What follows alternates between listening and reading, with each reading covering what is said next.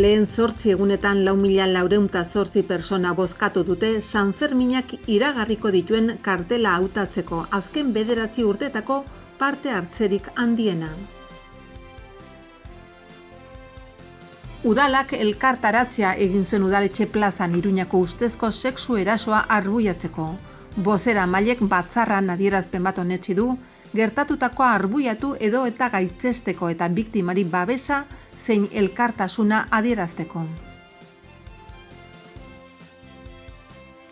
Espainiako Auzitegi Nazionalak terrorismoa goratzeagatik deklaratzera deitu du ahotsa.infoko kide bat. Komunikabideko kide batek Agoizko epaitegian deklaratu du. Albiste pare batean euskal preso politikoak terminoa erabiltzeagatik. Lan istripuen joera azken 6 urteotan goranzkoa dela ohartarazi du ELA sindikatuak. Auritzeko suhiltzaileek eguraldi txarrak harrapatu zituen 23 persona Izandorreko aterpetik atera dituzte, Ibainetan. Orreagako ostatura eraman dituzte eta inork ez du laguntza medikorik behar izan. Maristen ikastetxe zaharrerako proiektu berrian 180 etxe bizitza aurreikusi dira, hoien 160 babestuak. Apirilaren 25eko titularrak edo lerroburuak. Lehendabiziko 8 egunetan, 4.408 pertsonek Sanferminak iragarriko dituen kartela bozkatu egin dute. Azken 9 urteetako parte hartzerik handiena izan da. Iruñean erroldatuta daudenek apirilaren 30 arte aukeratu dezakete gustoko duten diseinua edo kartela. Pamplona.esen digitalki, 7 zibiboxetan fisikoki eta 010 edo 948 telefonora deituz bozkatu dezakete. Atzo eguerdiko 12 arte 4.408 persona bozkatu dute aurtengo Sanferminak iragarriko dituen kartela hautatzeko, azken 9 urteetako parte hartzerik handiena erakusten duen kopurua delarik, bozketako lehen 8 egunetan. 8 kartel finalisten aurkezpena apirilaren 16an izan zen astearterekin eta orduan hasi zen bozketa. Iruñan erroldatuek apirilaren 30eko 7 arte hartu aldute parte kartel irabazle hautatzeko bikoitza Pamplona.esen. 7 zibiboxetan eta 010 edo 948 telefonoan. IAZP berean 4.124 boto jaso ziren 2017an baino 155 sei parte hartzaile gehiago zena. Orduan 2.651 boto jaso baitziren. 2016an 3.289 boto izan ziren eta 2015an 2.550 boto. Parte hartzerik handiena jaietako kartela hautatzeko herri bozketako lehen urteetan izan zen. 2008an lehen urtean, 8 egunetan 4.154 botu zenbatu ziren, eta 2009an 5.459. Iruñan erroldatuek webgunean aurrez aurre edo telefonoz bozkatu aldute, botoa ematean izena eta lehen abizena, eta nortasun agiri nazionala edo pasaporte zenbaki eman beharko dira, horrela datuen egiazkotasuna eta botoaren baliozkotasuna baieztatzeko. Bikoitza Pamplona.es webgunean ere hasiera urrian nabarmendutako 5 gaien artean esteka bat gaitu da, xede horretarako. Hortik boto emateko horrira iristen da non 8 kartelen irudiak agertuko baitira, bai eta boto emateko argibideak ere. Karteletan klik egiteko aukera egongo da, hoiek handitu eta xehetasunak arretaz begiratu alizateko. Halaber, bikoitza sanferminoficial.cometik ere bozka daiteke. Bozketa 010 edo 948 telefonoan ere irekita dago. Zerbitzuaren ohiko ordutegian bozkatu alda astelenetik ostiralera 8tik 7tara eta larun batean 9:30tik ordu bata territara. Azkenik 7 zibiboxetan abiatu da bozketa, Kondestable, Zabalgunea, Iturrama, Jus Larrotxa, Mendillorri, Milagrosa eta Sanduzelai. Udalak prestatutako txartelak eskuragai daude guztietan. Hauxe da, zibiboxen ordutegia astelenetik larun batera, 9tik ordu bitara eta 5 9:00 Gainera kondestableen ordenagailu bat jarrita dago, internet bidez ere bozkatu alda bertan. Hautatutako kartelak kondestablearen jauregiko patioan daude ikusgai eta bertan egongo dira hautaketa egunera arte. Bozketaren emaitza jakitera emango da maiatzaren 2 ostegunarekin behin emandako botoak zenbatu eta gero. Lehiaketaren oinarriekin bat lehiaketa prozesua egiten den bitartean ezin izango da inoiz ere jendaurrian jakitera eman kartelaren egilean orden. Apirilaren 16an ezagutzera eman ziren 8 artelanak hilaren 5ean hautatutako 20 artean aukeratu dira, behin euskarri fisikoan aurkeztuta. Aurten udalak berritasun bat sartu zuen lehiaketan. Parte hartzailek hasieran kartela JPG formatuan aurkeztu behar zuten eta aukeran lanaren azalpen teoriko batez lagunduta. Aurten 277 kartela aurkeztu dira. Hauek dira 8 finalistak, artea kalean dago, bateratasuna, atzo uztailaren 6aren batekin amestu nuen. Zure atzetik, sentimendu uholdea, zeru muga, zaldiko, txist jas jeha. Iruñeko udalak elkarretaratzea egin du hirian gertatutako ustezko sexu erasoaren kontra azaltzeko. Iruñeko udalak atzo elkartaratze deia egin zuen udaletxe plazan ustezko sexu erasoa arbuiatzeko.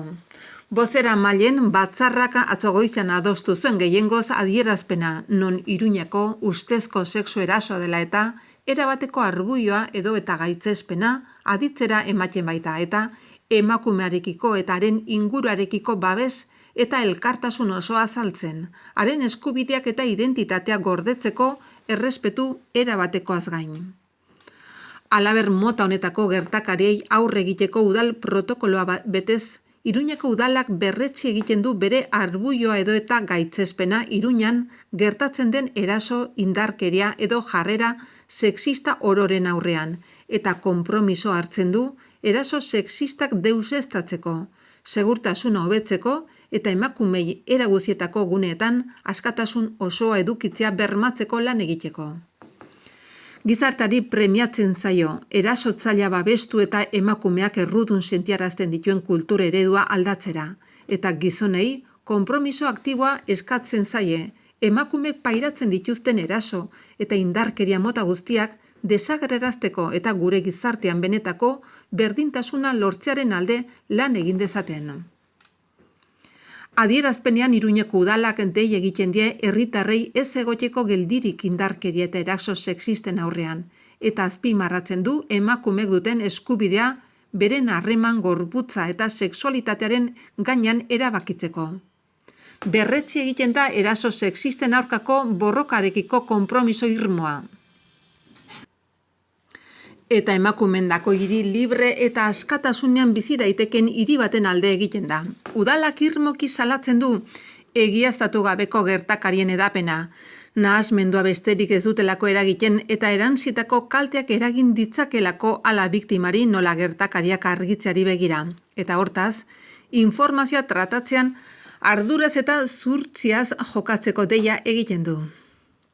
Adierazpena EH Bildu, geroa bai, PSN Arantzadi eta Izquierda Ezkerra udal taldek babestu dute.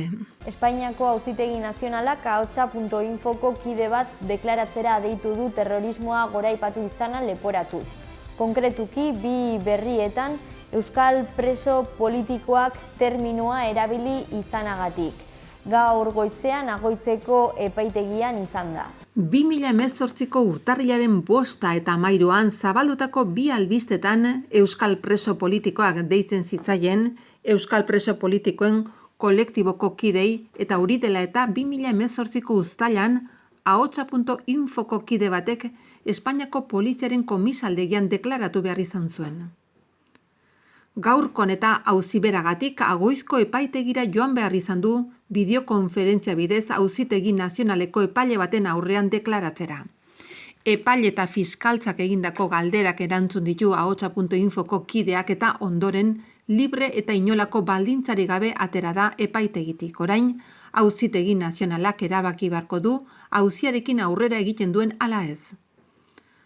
Ahotsa.infokok gogoratu nahi du hau ez dela jasaten duen lehenengo erasoa eta zentzu berean aurretik Euskal Herriko beste komunikabide batzuk estatuaren aldetik jasandako erasoak eta itxierak ekarri nahi ditu gogora. Egin irratia egunkaria ardi beltza apurtu ateak ireki. Gainera, azken garaietan Mozal legearen aplikazioarekin herri komunikabide batzuen jarduera baldintzatzen saiatu dira.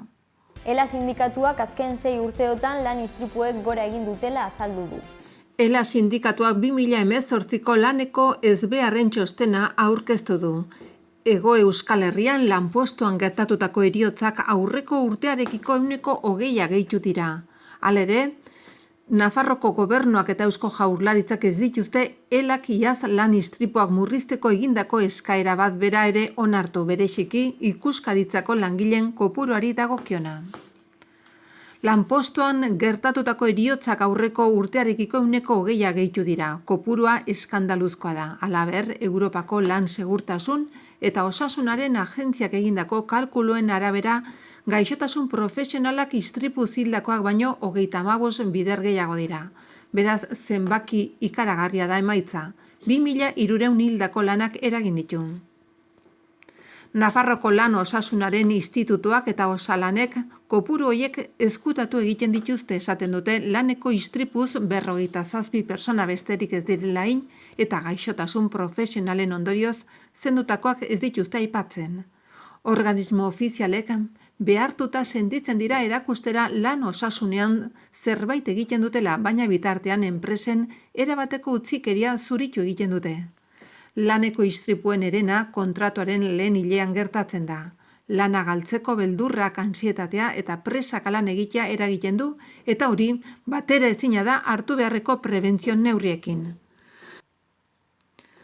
Lanean gertatutako ezbeharren biktimak gehituala patronalak langilei konpromiso handiagoa eskatzen die. Alabaina pairatzen diren prekarietatea tasen ondorioz, horren ondorio langilearen azpiratzea eta istripuak dira. ELA sindikatuaren ustez ezin da onartu hauteskunde kanpainaren ardaz bihurtzea autobide baten eskualdatzea eta aldiz lan ikuskaritzaren eskuduntza nola jaso zen eztabaidagai ez izatea. Kontua da ezin dela Nafarroan erabaki beharrezko ikuskari kopurua ondorioz, ikuskaritza lantaldea Europar Batasuneko batez besteko maila, baino 2,5 bider txikiagoa da. Ikuskaritza egiteko bitarteko nahikorik eta enpresak zigortzeko moduri gabe, aurrerantzean ere enpresek prebentzio arauak nahieran aplikatuko dituzte. Horrek ematen du gure erakunde eta alderdiek lan osasunarekiko duten kezkaren benetako neurria. ELAk berriro igorriko dio Nafarroko gobernuari dekalogo bat, zeinak lan istripu eta gaixotasun kopurua zeharo murriztuko lukeen. Politika irmoa behar da horretarako eta patronalerekiko jarrera goxoa amaitzea, prekarietatea edatzea erabaki duelarik. Izan ere, prekarietateak hil egiten baitu. Eguraldi txarraren ondorioz 23 pertsona Izandorreko aterpean ibainetan harrapatutak gelditu egin ziren. Suhiltzaileek atera zituzten eta Orreagako ostatura eraman.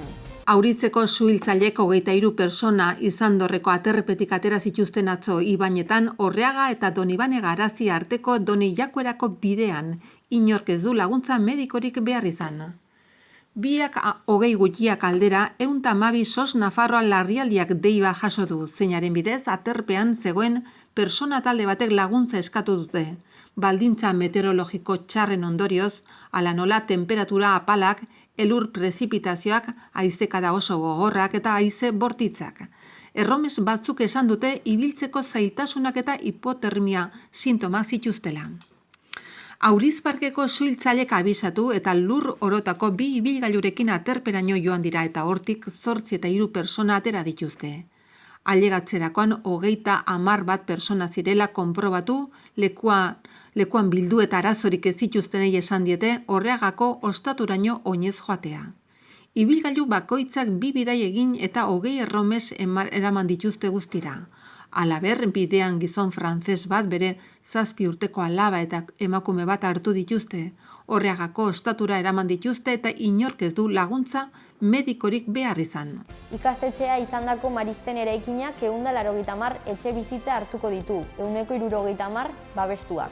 Santa Maria la Real Maristak ikastetxe zarrean, bigarren zabalgunean 180 etxe bizitza izango dira, hoien 170 babestuak. Egungo eraikinean ura birgaituko baita eta Galizia etorbidera begira eraikiko diren beste 2 volumenetan. Lurzatirako proiektu berriak barne hartzen ditu erabilera publikoko plaza irekia, gune soziokultural edo zibibox bat egiteko lagaden tokia, merkataritza gunea eta 300 gora tokiko lurrazpiko aparkalekua, toki hoien herena inguruko bizilagunendako bideraturik. Santa Maria la Real ikastetxeko lurzatia bizitegi bihurtzeko 2015ko maiatzan onetsi zen prozeduran atzera egiteko eskaera egin dute, Anai Maristek eta eskaera hori onartzeko erabaki proposamenari buruzko informazio tokiko gobernu batzarri helarazi ondoren aurkeztu da antolamendu proposamen berri hau. Aurreko proiektu horren osagairik bereizgarriena 70 metro garai joko zuen 20 solairuko beirazko dorrea zen, eta 314 etxe bizitza eraikitzea aurreikusita zuen. Atzera egiteko proposamen horrek osoko bilkurak onetsi beharko du ziur aski maiatzeko ohiko saioan.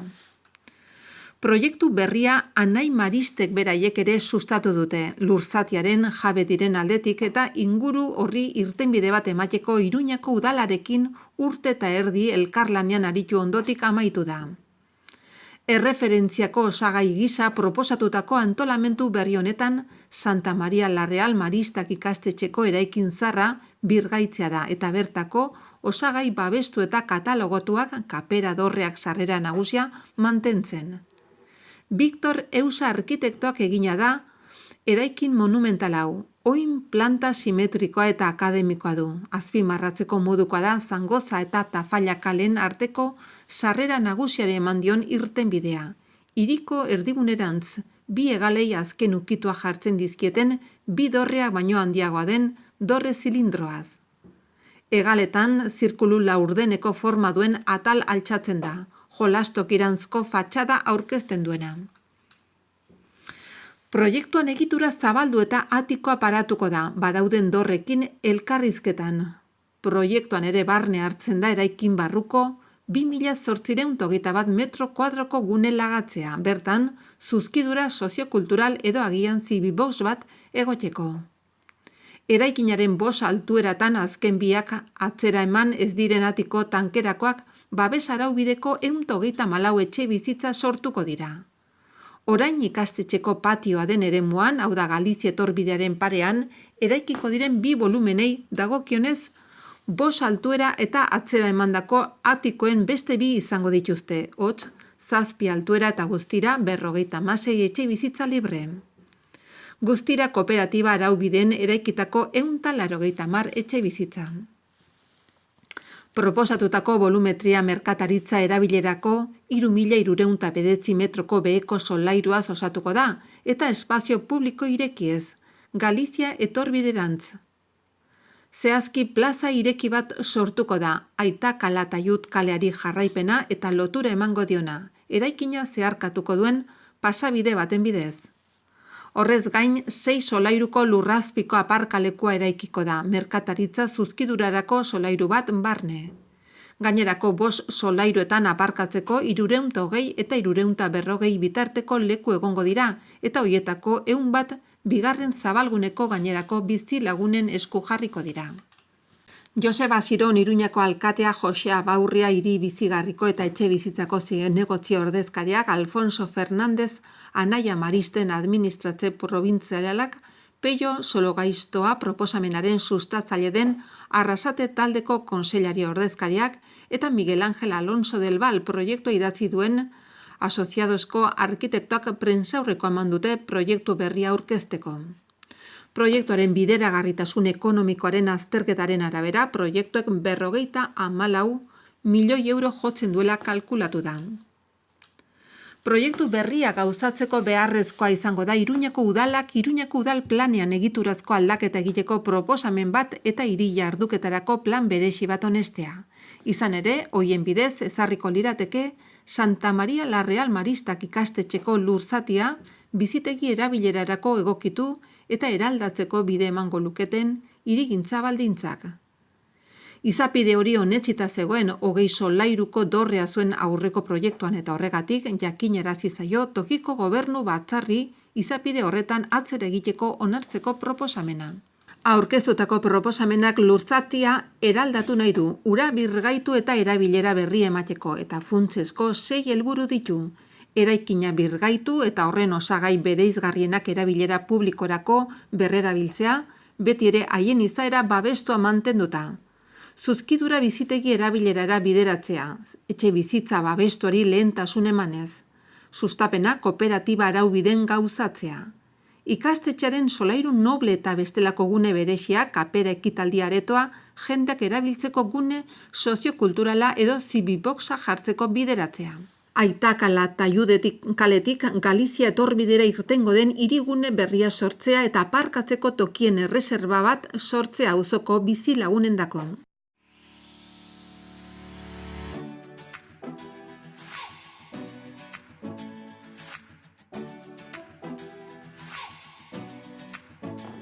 Zeru lainotsua ostarte batzukin noizbehinka arratsalde gau partean zaparrada trumoitzuren bat botako du, hego mendebaldeko haize bizia ibiliko da, arratsaldean tarteka mendebaldetik joko du. Temperatura maximoetan aldaketarik ez.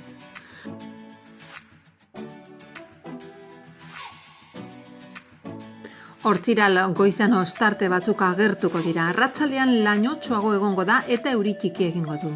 Goizan hego haizea ibiliko da, arratsaldean iparraldekoa, temperatura gutxi jaitsiko da.